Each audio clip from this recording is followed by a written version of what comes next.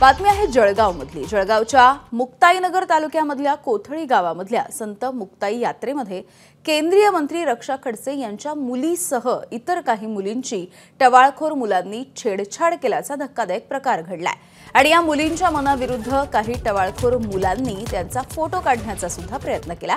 या प्रकाराच्या नंतर या टवाळखोरांना तातडीने पोलिसांनी अटक करण्याची मागणी आता रक्षा खडसे यांनी पोलिसांकडे जाऊन केली आहे। या प्रकरणी मुक्ताईनगर पोलीस स्थानकामध्ये चारही तरुणांच्या विरोधामध्ये गुन्हा सुद्धा दाखल करण्यात आला आहे।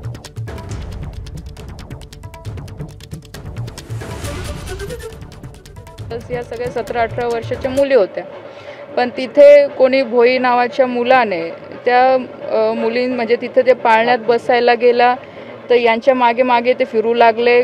आमच्या गार्डने त्याला म्हणजे त्याचा मोबाईल घेतला, त्यांनी सगळं शूट केलं। जेव्हा पाळण्यात बसल्यानंतर जबरदस्तीमध्ये पाळण्यामध्ये साईडच्या पाळण्यामध्ये जाऊन बसले, आमच्या लोकांना उतरून जाऊन बसले। ते परत आमच्या लोकांनी त्यांना उतरवलं दुसऱ्या पाळण्यामध्ये, पण त्यांनी तसंच केलं। ठीक आहे, मग आता बसल्यानंतर व्हिडिओ त्यांनी सगळ्यांशी म्हणजे व्हिडिओ वगैरे काढले। नंतर जो माझा गार्ड गेलेला होता त्याला थोडी शंका आली, त्याने त्याचा मोबाईल घेतला की याने नेमकं व्हिडिओ काढला की काय केलं बघायला। तर त्या गार्डसोबत पण यांनी सगळ्यांनी दादागिरी केली, त्याची कॉलर पकडली, त्याला धक्काबुक्की केली आणि जवळपास 30-40 मुलांचा माहोल तिथे जमा झाला आणि हे 2-3 लोक असल्यामुळे काही बोलू शकले नाही। त्या मुली पण तिथून घाबरून गेल्या। निघताना त्या मुलांनी ह्या मुलींना धक्काबुक्की केली।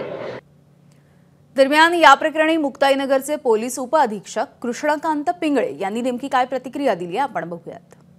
गुन्हा दाखल केलेला आहे। हे जे आरोपी आहेत या आरोपींच्या विरुद्ध गुन्हा दाखल केलेला आहे मुक्ताईनगर पोलीस ठाण्यामध्ये, जो विनयभंगाच्या अनुषंगाने गुन्हा दाखल केलेला आहे। पोक्सो कायद्याअंतर्गत गुन्हा दाखल केलेला आहे आणि त्या अनुषंगाने तपास सुरू आहे। यातील आरोपींना अद्याप अटक नाही झालेली, त्या आरोपींना तात्काळ आपण अरेस्ट करत आहोत। काही आरोपींचे काही गुन्हेगारी यातील एक आरोपी आहे अनिकेत भुई नावाचा आरोपी आहे, त्याच्याविरुद्ध यापूर्वी 4 गुन्हे दाखल आहेत। एकच आरोपी आहे, बाकीचे इतर आरोपी आहेत त्या आरोपींच्या विरुद्ध कोणताही गुन्हा दाखल नाही आहे। एबीपी माझा, उघडा डोळे बघा नीट।